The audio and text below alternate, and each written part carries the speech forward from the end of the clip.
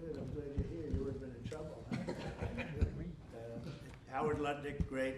Secretary Robert F. Kennedy Jr., CMS Administrator, Mehmet Oz, Medicare Administrator Chris Klomp, and the FDA Commissioner Marty McCary, and I just want to thank them all. They've been working hard on many, many things. I think this is one of the biggest medical announcements that this office has ever made, because we're talking about price reductions, as you'll see in a couple of minutes, that are incredible. For many years, Americans have paid the highest prices anywhere in the world for prescription drugs. They paid far more, 10 times, 13 times, 15 times more than other countries for the exact same product.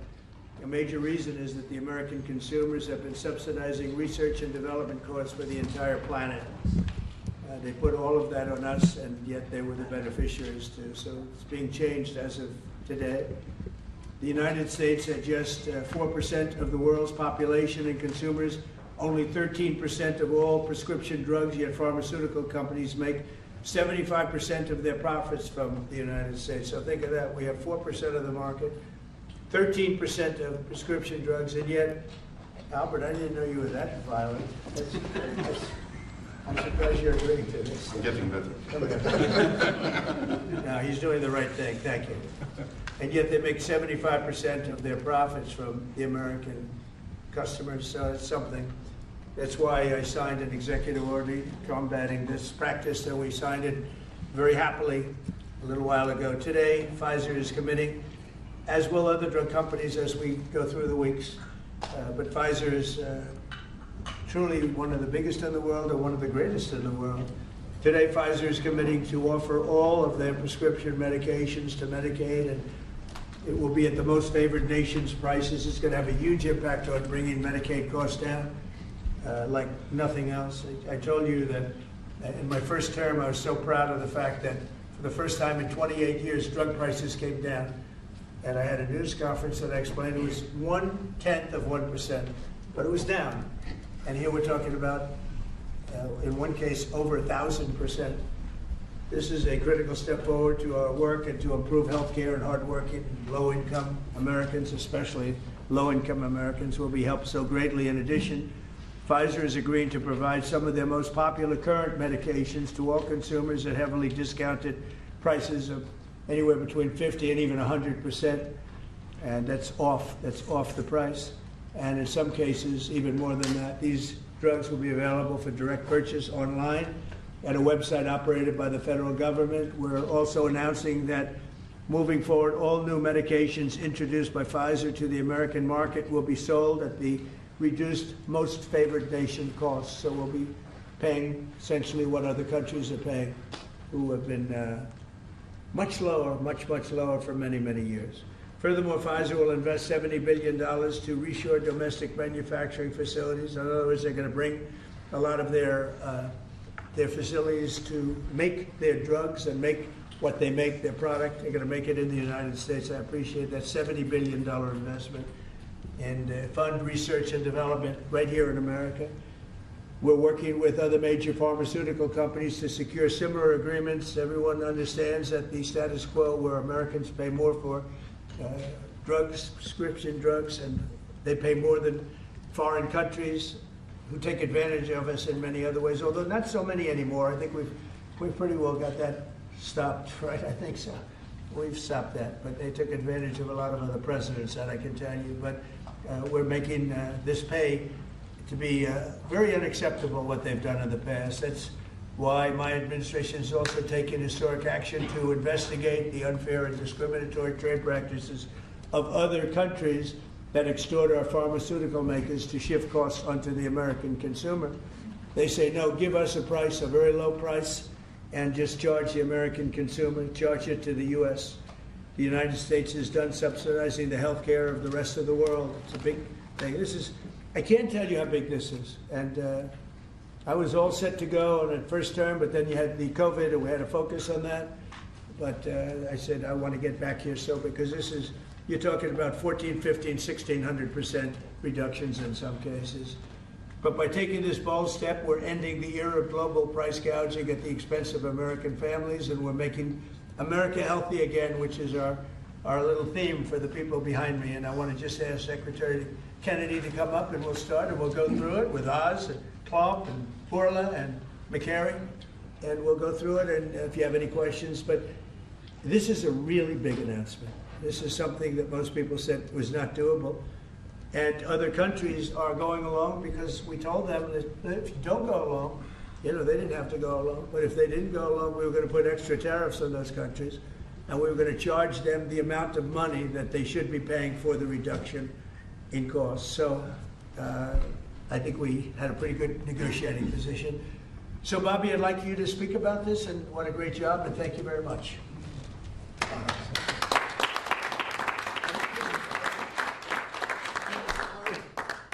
I thank a couple of people who aren't up here, Theo Merkel, Dr. Heidi Overton, who played key roles in this negotiation and helped make this happen.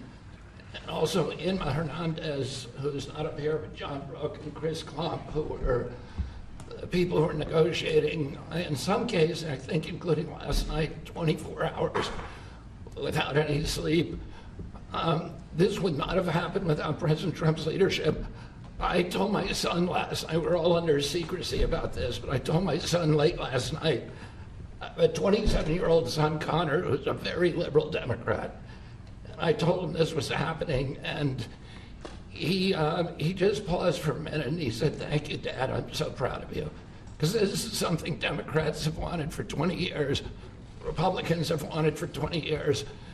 Everybody said they're going to do it. Nobody has even taken a step towards doing it. And the reason was because it was such a daunting task. And, even all of the negotiators who say, I also want to thank Howard Lutnick. This would not have happened without him. But even all of the negotiators here and all the people at HHS and at the White House team, all we could see was all the reasons that this couldn't happen. Everybody had tried. Nobody could make it happen. And it was President Trump alone who, with his doggedness, his persistence, he saw this clearly in a way that none of us other, in its most simplest terms. Why are we spending more on this country than any other country? Why are we spending 75% of the revenues that come to the pharmaceutical industry? We're doing all the research, and everybody else is riding on our slipstream. And President Trump, I would say, harangued and harassed us to make this happen. I was getting calls at 11:30, 12 o'clock at night. "Oh, are you asleep? And you got to get MFN done." And at one point, Dr. Oz told me, "I can't take the president's calls anymore." I have a lot of reasons, my wife has a lot of reasons to say to me about different things that happen in my life. Doesn't that give you anxiety? And I say, I don't get anxiety. This gave me anxiety. Oh, thank you, President Trump. It would not have happened without you. This is real leadership. It's a president who has a vision and makes that vision happen. And I can't think of any other president of the United States who could have done this in our history. I'm very grateful to you. This is an extraordinary benefit. The American people, thank you for your vision, President Trump, your bold action, your unwavering commitment to health and well-being of the American people. Never has a president stood up so bravely for the American people with respect to health care. And by the way, I forgot to thank Albert Berle. Albert and I have had a long history of antipathy and antagonism toward each other. But I have to say his leadership in this took tremendous courage. And he really created a template for corporate responsibility, for putting public health ahead of his individual interests. So I'm very, very grateful to you for that, Albert. Under the leadership of President Trump, the U.S. government is now acting as a tough negotiator on behalf of the American people. Today is about fairness, it's about equality, it's about giving hope to those who are trying to stay healthy, who are managing illness, and who are fighting for their lives. We refuse to make the most vulnerable citizens continue to pay an unthinkable price for the world's pharmaceutical breakthroughs, which we pay for.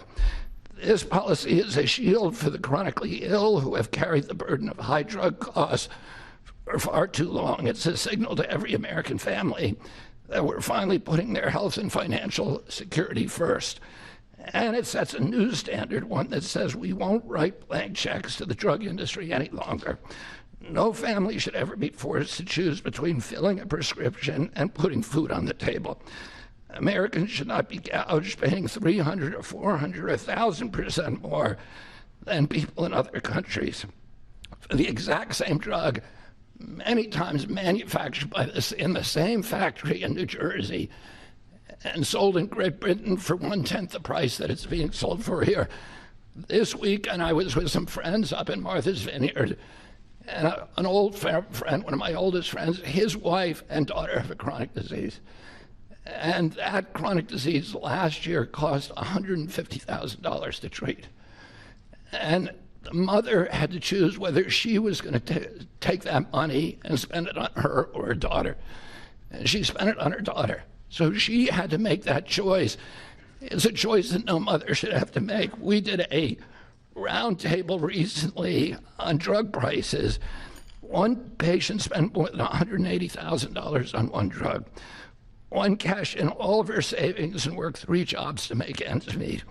One almost quit her job and moved to Germany to get the drug cheaper. Some looked at getting the drug on unsafe secondary markets because they could not afford it through the legitimate markets.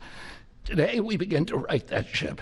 For the mother trying to help her child get better, for a grandmother at the pharmacy counter, and for millions of Americans who want to restore their health.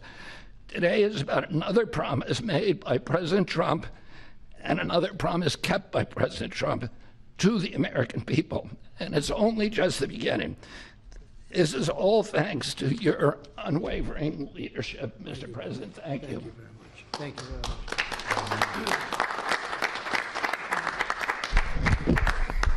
much. There is a fine line between vision and hallucination. People have to follow you for it to be a vision. And President Trump, you made a lot of people following you, an idea that most people thought was not possible, even remotely.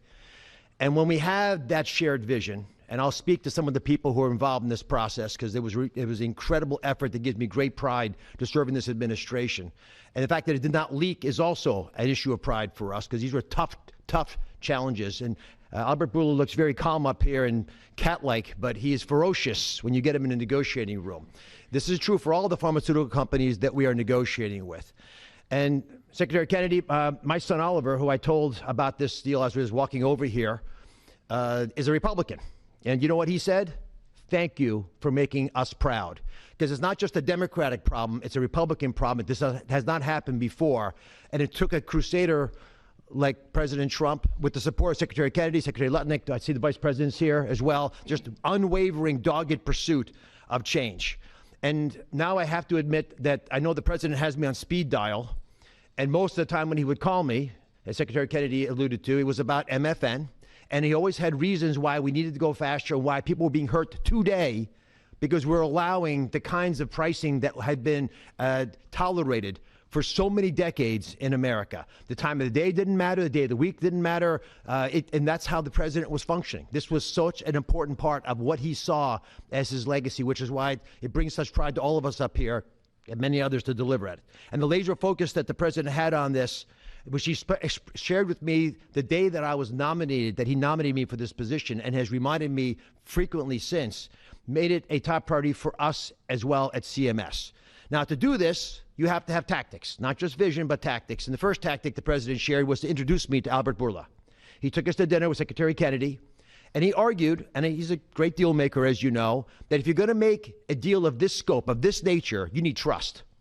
So the president lit the kindling. He got the embers going, but he needed us to nurture that beginning of a fire so they would blaze into what today we can announce as the grand deal, one of the greatest ever, certainly in the space of pharmaceuticals. I gained to respect Albert, and I'll tell you why in particular. It was because he recognized the dangerous problems facing so many Americans, that they had to choose between taking medications prescribed by their doctor that could be life-saving or shopping at the grocery store, paying for their kids a fundamentally important need that would be squeezed out because they couldn't compromise on drugs, or often worse, they compromise on the drugs. 1/3 of all prescriptions are not filled, in the pharmacy because of this. We talked through the winter. We talked through the spring. We talked through the summer. And we got nowhere. We stalled. The industry is powerful. They're important. They have smart people. There's no reason for them to give the numbers that the president is articulating today. And you see these numbers on the charts around us. These are massive wins for the American people. But the president in July demanded, after the executive order, that manufacturers make a firm commitment and to lower prices or else. And it sent shockwaves through the industry. It got the ball rolling again. Our talks with Albert heated up. But it wasn't until last week, if you want an inside story, it wasn't until last week that we made a major breakthrough. And our hardworking team embarked on a remarkable story that I think books will be written about, 24/7, nonstop, with industry, with Albert, with his great team at Pfizer. And with this partnership, we began to deal with the fundamental challenges we have, which is protecting medical advances for the future while at the same time securing the prices Americans want today. We're going to continue to stimulate and strengthen innovation. That's what a great country does, and we are a great country with a great leader. We're going to protect the U.S. hegemony in R&D. We dominate the planet in discovering cures for illnesses. All those orphan ailments, all those remarkable advances, they come from research labs here with companies like Pfizer and other great ones in the pharmaceutical space. We're going to lead in the life sciences. We're going to lead in ideas. And we're going to make sure that we do all that while we're being fair to the American people, especially our most vulnerable. We're going to finally deliver on the fair drug prices that President Trump has been speaking about for 2 terms. We're going to celebrate this historic day, I predict, this historic day in the medical field for generations to come. The heroic negotiators that I do feel compelled to mention, and Secretary Kennedy kindly also mentioned their names. Some of them can't be in here because they're busy negotiating future deals. Inma Hernandez-Delso, John Brooks, who's a deputy administrator of mine, Theo Merkel, who is in the back and tall and hard to miss with DPC, and Corey Enslin with the same group did a spectacular job, and Don Dempsey at OMB. Just wonderful human beings worked tirelessly to get this done. We were able to secure this first MFN deal, and the president touched on this, but we have much more to come. You'll be hearing breaking news from the president for the rest of the fall. And Mr. President, these brilliant minds are here because of you. Now, I don't want to just pay homage to this. I want to actually speak this a little bit. The passion to protect the American people brings top-tier Americans into the government. We've created a powerful administration with the president's leadership, an administration of winners. People get things done. They see the generational opportunity to fix the biggest problems our nation faces. And the person who led this negotiation, Chris Klump, embodies this seal. Now, Chris Klump came to visit Secretary Kennedy and I the very first day we were looking for staff to try to bring in the government. And neither of us really had an idea of how challenging this might be. And he came to the interview, and we knew that he had built a business that was worth several $100 million. And the secretary, very poker-faced as he tends to be, looked at him and said, "Are you willing to give it all up and move your family to Washington?" A young family, 4 young children, beautiful wife. "Are you willing to come across the country and serve our nation, serve this president to ensure vital programs like Medicare, which he runs, will keep our seniors healthy for years to come?" He gave it all up, like so many have in this administration, passionate to follow the president's lead and serve under Secretary Kennedy. And for those of you at home who are watching, and I hope there are quite a few, I think this shows just how cool a place it is to work, is in this government. And I take great pride in handing the ball to Chris.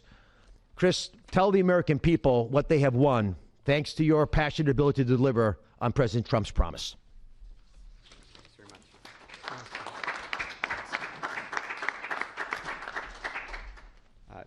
Thank you, Mr. President.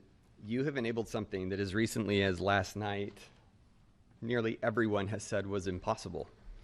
And Secretary Kennedy and Administrator Oz, thank you for having trust in us as a negotiating team to drive this forward on behalf of the American people. It is an absolute honor and privilege. And Mr. Borla,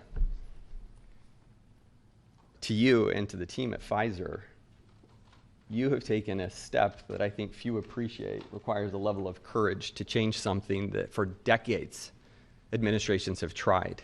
And there was no incentive rationally for you to do, and yet you've done it because you recognized the opportunity to align your economic interest with the social interest of the American people, and we are grateful. Today is historic, as has been discussed. This is a major win in the battle for affordable health care and affordable drugs.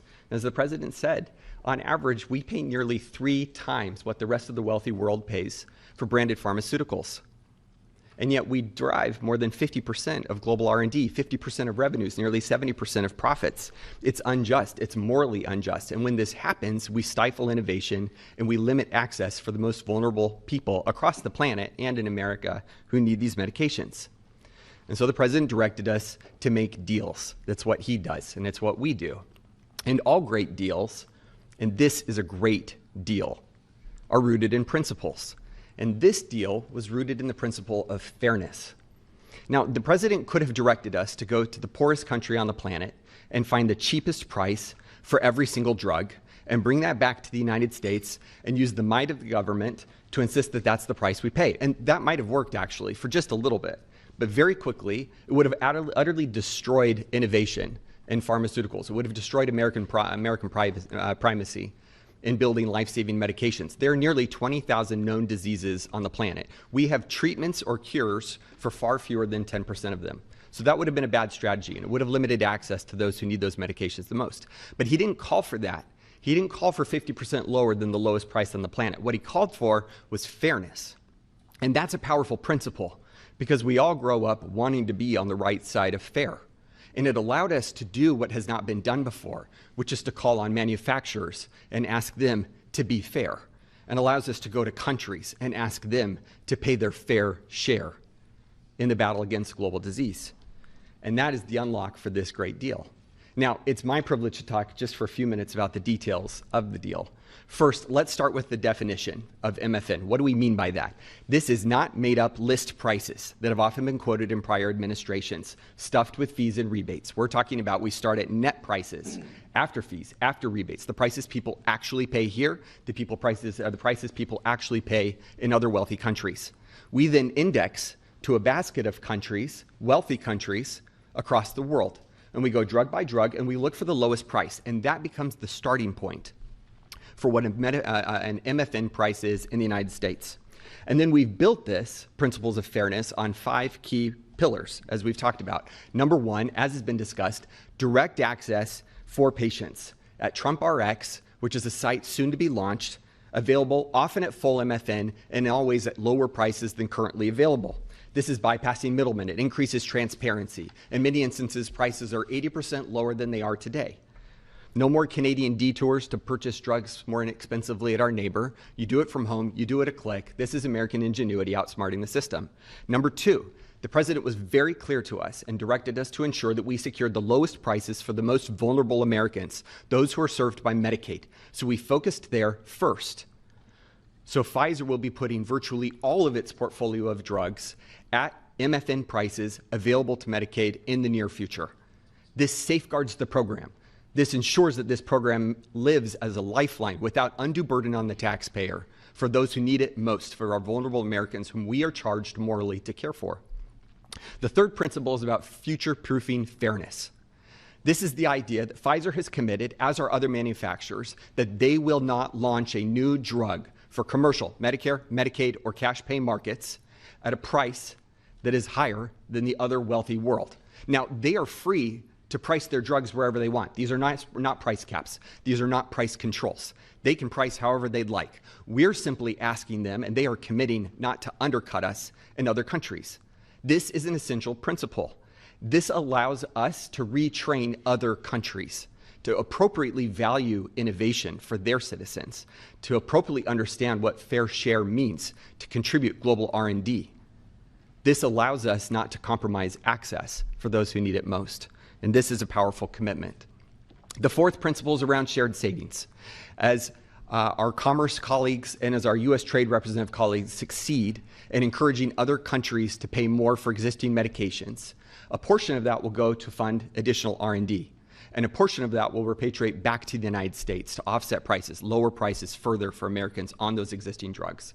And the fifth principle, as discussed, with hats off to Secretary Lutnick and Ambassador Jameson Greer from U.S. Trade, is about Pfizer committing to onshore 100% of the value of all imports that it currently imports to the United States, thus ensuring that we seal our great American resurgence.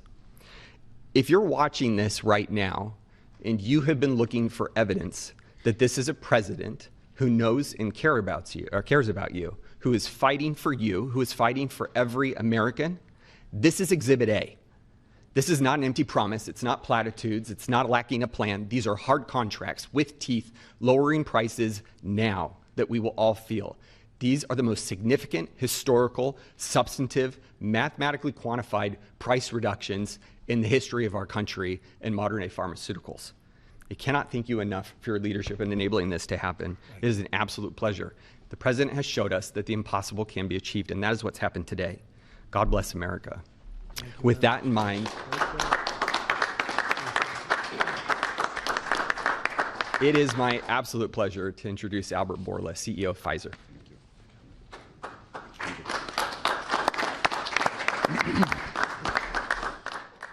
Mr. President, what an honor to be here today in this office to announce a landmark agreement. I think it's an historic day. Is this the coolest office? He has a beautiful office, but the Oval is the coolest, right? What do you think? I think by far. And I have seen other presidents' offices. There's nothing like that. Yeah, it's good office. Yeah. So it's an historic day because I think today we are turning the tide and we are reversing an unfair situation. For years, other rich nations refused to pay the fair share for the medical innovation. And as a result, Americans had to assume disproportional cost on their shoulders. This situation, we all knew, is not sustainable. This situation is a situation that many wanted to change, but no one could. This is changing today with this agreement. In July, the President sent to me and other heads of pharmaceutical companies a letter. And over there, he articulated 4 specific requests. These requests, it was obvious to us, were designed to lower drug cost in America in different ways, each one of them. And altogether, holistically, to have synergistic effect in the impact that that will have in the US healthcare cost and patients. With this deal that we signed today, we satisfied all 4 of President's requests, all 4. The big winner of this deal clearly will be the American patient. There is no doubt about it. They are the ones that will see significant impact in their ability to buy medicines. But I would argue that it is not the only winner. I think who else is a winner here? It is American innovation and American economy. In our industry, we had 2 major overhangs that have substantially reduced our valuations and create concerns for us in our ability to invest. We are addressing both of them right now, and I will speak about them. The first one was the uncertainty of tariffs. Because President is absolutely right. Tariffs is the most powerful tool to motivate behaviors, Mr. President, and clearly motivated ours, right? So by this agreement that we did, we commit to onshore the production of our medicines that are consumed in the US and are made outside the US. And for that, we are ready to unleash our investment portfolio in this country. And the President graciously gave us a 3-year grace period that we will not be subject to the 232 tariffs, as long as, of course, we move the products here. That's one. The second overhang in our industry was this uncertainty. What will happen with the framework of pricing in the country? Because this uncertainty, it was what was holding people from investing in the pharmaceutical industry, which resulted in significant reduction of our multiples. Actually, our multiples are at historical low. Well, now we have clarity about what is the framework for the US pricing. Read the letter of President Trump, read the 4 points, and this is the framework. And we will abide to that, and going forward, this is how things will be priced in the US and abroad. We are ready to invest, as the President also mentioned, $70 billion in the next few years from Pfizer in manufacturing and research in America alone. I really think this is an historical moment because also I can put that behind us and focus on the things that I want to spend my time, cancer treatments, to bring better obesity medicines, to bring better vaccines, to bring things that people value. And thank you for allowing us to do that. I want to thank Secretary Kennedy. I want to thank Secretary Latnik. Your leadership helped us to pull that together. You are the mastermind of everything, and without the brilliant way that you designed the whole thing, we wouldn't be able to make it happen. Blessings. But you were even more brilliant because you had someone in your team that he was the driving force behind everything. And I don't have words to thank you for your integrity. And it is what you have said. We created trust from day one. And that was the most important thing that allowed us to be able to pull very difficult negotiations. Of course, also I want to thank the US trade representative, who is also heavily engaged, and he's probably the first trade representative that I have seen that cares about our industry and cares to do something about unfair situations out there, but more than anyone else. Mr. President, I want to thank you, Thank you very much. for your leadership and, frankly, for your friendship. Thank you. Albert, thank you very much. Great job. Great job. Thank you, Mr. President. The growth of drug spending, that is, the increase in drug pricing, is the fastest and biggest increasing area of healthcare spending. So today's announcement has incredible implications for healthcare spending in the United States. And today marks the beginning of the end of the Great American Ripoff. And it also marks the beginning and the end of a great American tragedy, something I've seen as a physician at the bedside. Patients getting spun up into a financial rage, doing GoFundMe campaigns online, sending repeat reminders, asking people to donate, getting their churches to pass the offering plate from pew to pew, Sunday after Sunday, to try to get enough money to pay for a drug in the United States, a drug that's 5 or 10 times more expensive than the same drug in France or Germany or the UK. People get spun up, and it's a tragedy. Having cancer is hard enough. Getting spun up into a financial rage in order to try to get the money to pay for treatment makes it so much harder. 37% of people who go through cancer care say in the end that the financial toxicity makes them want to avoid or delay care in the future. That is, they're done with it. They're done with the system. That's how toxic financial toxicity can be. And for what? For what? So the U.S. can finance the R&D of the world? Well, that ends today, thanks to President Trump. So we want to see R&D. We want to see American pharmaceutical companies thrive. We want to see pharmaceutical companies that do business and manufacture in the United States thrive. At the FDA, we're doing our part. If you're going to equalize your price to that of other wealthy countries, we're not talking about Zimbabwe. We're talking about Germany, France, UK, Japan, other wealthy countries, the OECD countries. If you equalize your price, then we're going to put your future applications at the front of the line. A voucher to get a review in weeks has a market street value of about $500 million because every day is money when it comes to getting a drug approved. And so if you meet one of the president's national priorities stated very clearly, moving manufacturing to the United States, meeting a large unmet public health need, or equalizing your prices. We're the largest purchasers of drugs. We deserve the best prices. And so we're going to do our part. And if a generic company makes their drug in the United States, that application is going to move to the front of the line as well. And if you're going to build a plant in the United States, our FDA inspectors will walk through that plant during the construction phase, something never done before, so that it's ready on day one. So thank you, Mr. President, for your leadership. They said it couldn't be done, and here we are. Thank you. Chris, you may want to go up and just show one of the boards about how quickly the prices come down. And these are small examples. We're going to have it over 1,000% in some cases. You'll see that during the week. But we just picked out 4 at random, and you see the kind of numbers. Bobby and maybe Albert, good. We picked 4 examples, but I want to be totally clear. These are not the only 4 examples. And as the president mentioned, this is not the only agreement. It is the first. It's a historic agreement.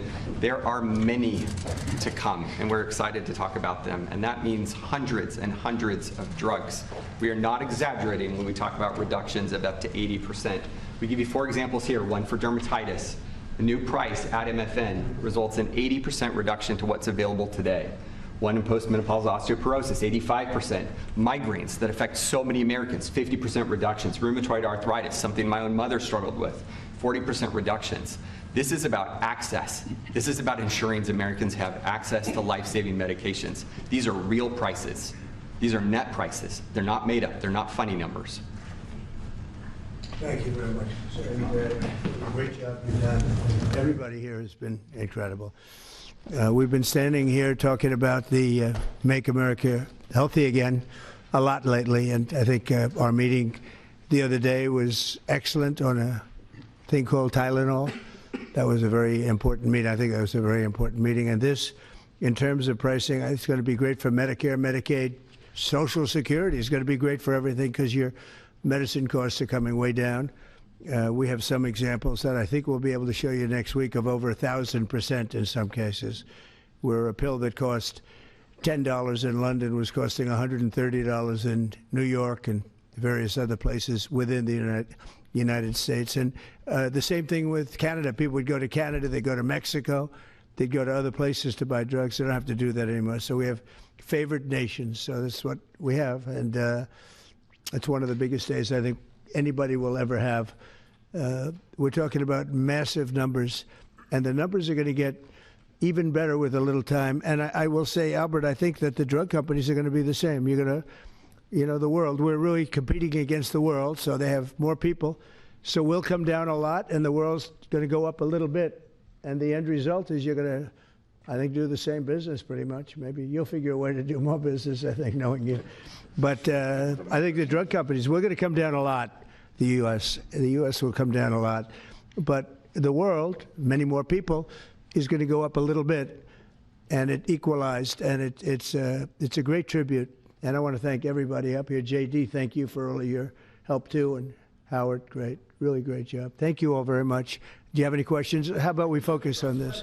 It's so big, let's focus on this. Mr. President, can you please give us a timeline? Yeah, Mr. President, first of all, this kind of goes along with your America First campaign promises for lowering health care costs. On a day that it seems like we're going into a government shutdown led by Democrats on the premise of providing health benefits to illegals, this seems to, your move here is a stark contrast to that. Could the same principles that you did today apply to health insurance, to maybe lower the cost of health insurance? Many Americans are kind of struggling with that. We're working on just that, little different group, but we're working on just that. It could, I don't know to this extent.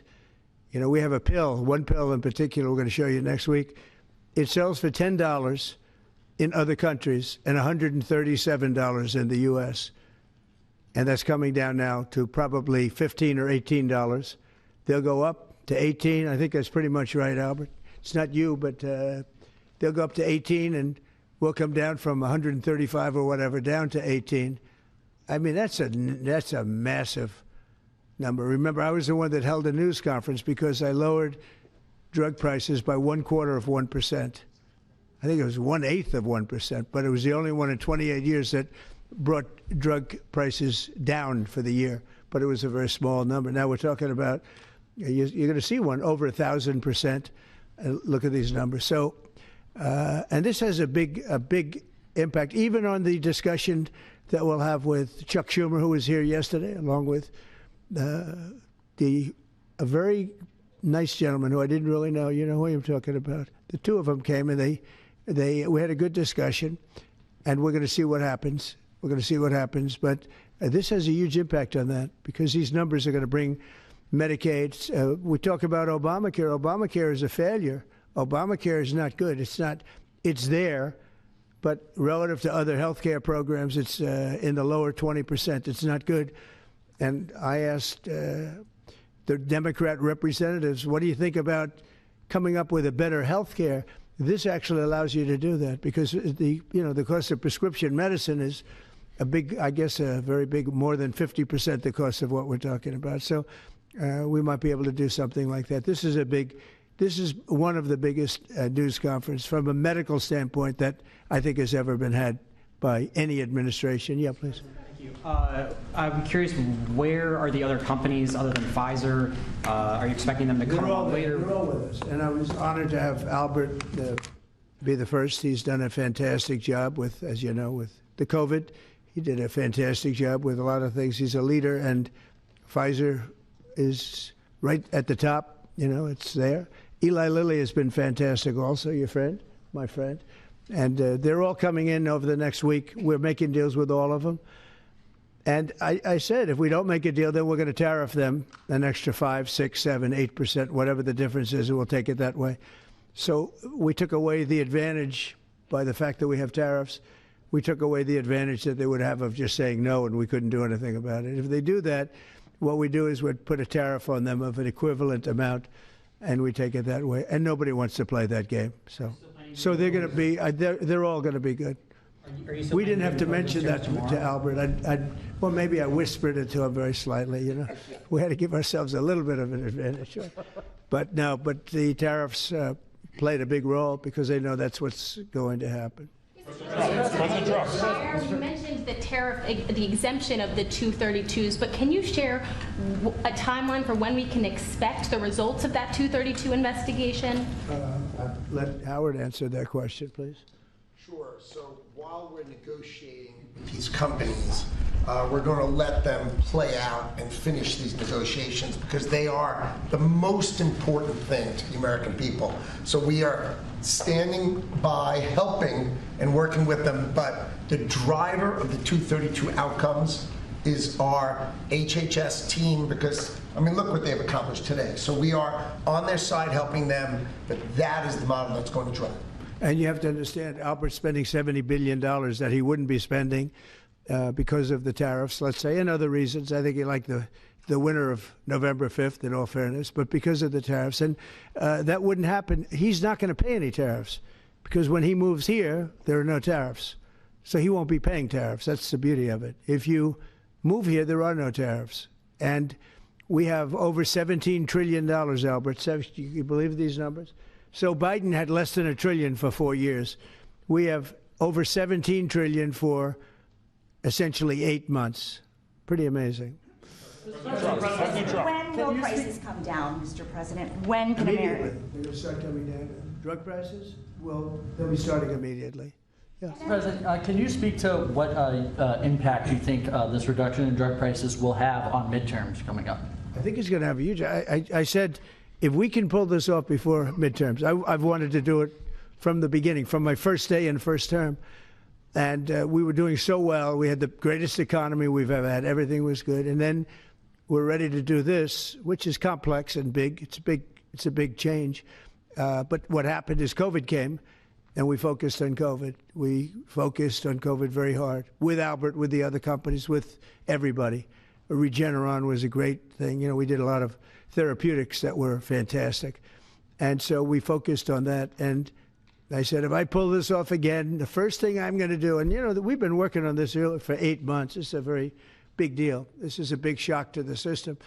But it's not as much as I said. They're going to go up. The world is going to go up a little bit. We're going to come down a lot. But now it's fair. We're going to be paying the same thing. Yeah. President Trump, in your first term, when you cut the price of insulin, Biden later came in and tried to steal credit for that. Do you worry that the Democrats are going to try to steal credit for these historic cuts? I really appreciate your question because I did. I cut the price of insulin down to $35.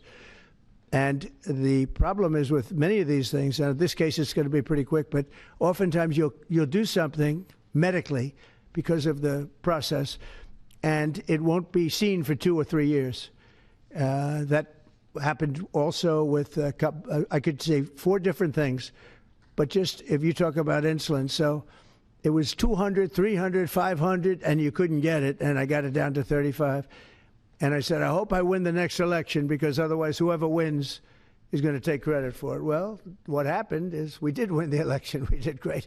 But unfortunately, it didn't work out that way from a practical standpoint. And Biden, when I saw him get up and take credit for the $35 and even less insulin, that was 1,000% lower than what it was just previous. Boy, I tell you, I didn't like it. I didn't like it. So I did the best I could to let him know we did it, because we want to be given credit. But we are the ones that got insulin down to that number. And you're right, they tried to take credit for it. They had nothing to do. In fact, they didn't even know what happened. All of a sudden, the insulin price kicked in at $35. And they asked Biden about it. He had no idea what the hell they were talking about. But after they explained, and they didn't really explain to him because he was not capable really of understanding it. But when they went out and talked about it, they acted like it was a great feat by Biden. It had nothing to do with him. And it continues, and we'll get it down even further. But insulin was, people weren't taking it, I would imagine. They couldn't take it. God bless you, Bobby. I hope I didn't catch COVID just there. Don't you have Paxlovid? What is it? Pax. He's got Paxlovid. Give me a Paxlovid immediately. While Nancy Pelosi is ignoring what you're doing for the American people, she's going after your administration for cutting taxpayer-funded health care for illegal aliens. Last night, Who's doing that? Nancy Pelosi, she went on NBC last night, dropped a bunch of F-bombs, told Republicans to go F themselves. Has she lost her mind? We have done an unbelievable job medically. Just this, if you did nothing else, we've done a lot like the insulin, but just this, nobody can ever catch this. This is the biggest price reduction times, maybe 10 times, 15 times than has ever been given before. And this is going to have a huge impact. You know, as I said, Obamacare is not a good thing. It's been bad. And I'd like to make it better. I told them, I spoke to a lot of people, a lot of Democrats recently. I said, why don't we change it? We can make Obamacare much better. We could come up with a new system that would be much better, less expensive for the people and better. This is maybe the biggest breakthrough because, you know, when you're talking about the prescription drugs, that's a big part of it. So we're going to look. This is prescription, but we're going to be looking at that. We could come up and through this whole thing, you know, because I don't know, we'll probably have a shutdown because one of the things they want to do is they want to give incredible Medicare, the Cadillac Medicare, to illegal immigrants. And what that does is it keeps them coming into our country, and like they do in California. And no country can afford that. No country. And we have the border stopped up. We have it closed. We have nobody for 4 months. Zero people came in. That wasn't me. That's by the authorities who happen to be liberally oriented. But just think of that. We have people offering health care to people all over the world that they can't afford to pay. And that's the Democrats. And what that does is it brings people into the country because they want to come in for the health care. But no country can afford it, and they can't afford it. So we cannot allow them to charge tremendous amounts of money for health care for people that aren't even citizens. And in many cases, they come in from prisons, jails, and mental institutions. And we can't let that happen. So we have a big fight over that. We have a fight over open borders. They still want open borders. We're having a fight over men and women's sports, if you believe it. You would have thought they would have learned that it's not a good issue. And we have a fight in transgender, as you know, transgender for everybody. And that, when you talk medically, that's a lot of money, too. That's a lot. Those operations are bad. So those things are also being discussed right now. I mean, can you imagine we're actually talking about open borders, and we now have a great border, and we have a great country. Our country was dead 1 year ago. Now we have the hottest country anywhere in the world. Big difference. Yeah. What does it say about the state of the Democrat Party when they have a 33% favorability rating on average in recent months, and they're willing to shut down the government over health care? They are shutting it down. We're not shutting it down. We don't want it to shut down because we have the greatest period of time ever. I told you, we have $17 trillion being invested, so the last person that wants it shut down is us. Now, with that being said, we can do things during the shutdown that are irreversible, that are bad for them and irreversible by them, like cutting vast numbers of people out, cutting things that they like, cutting programs that they like.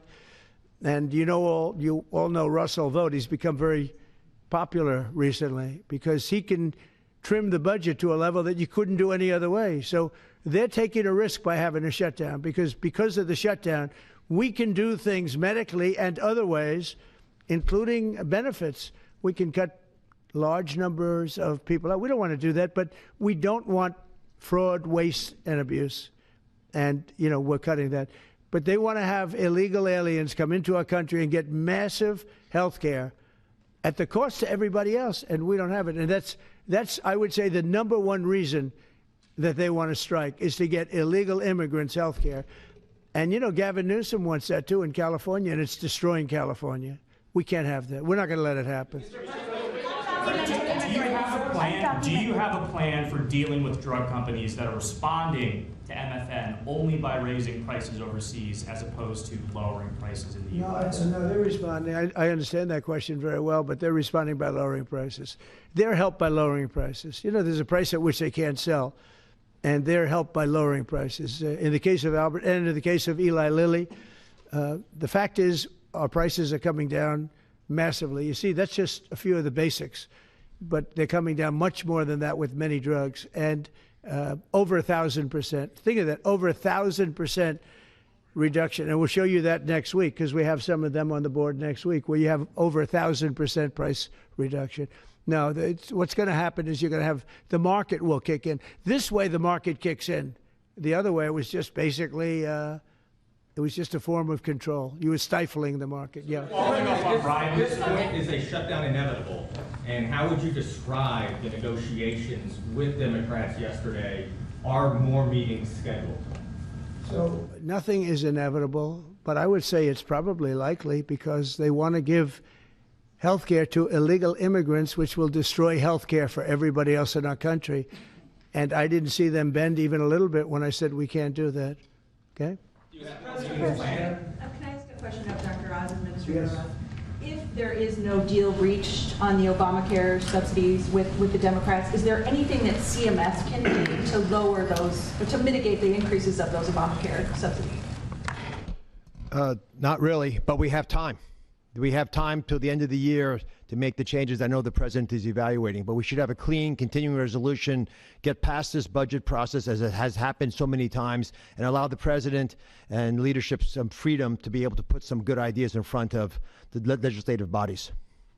Mr. President, undocumented immigrants. We actually do have time for that.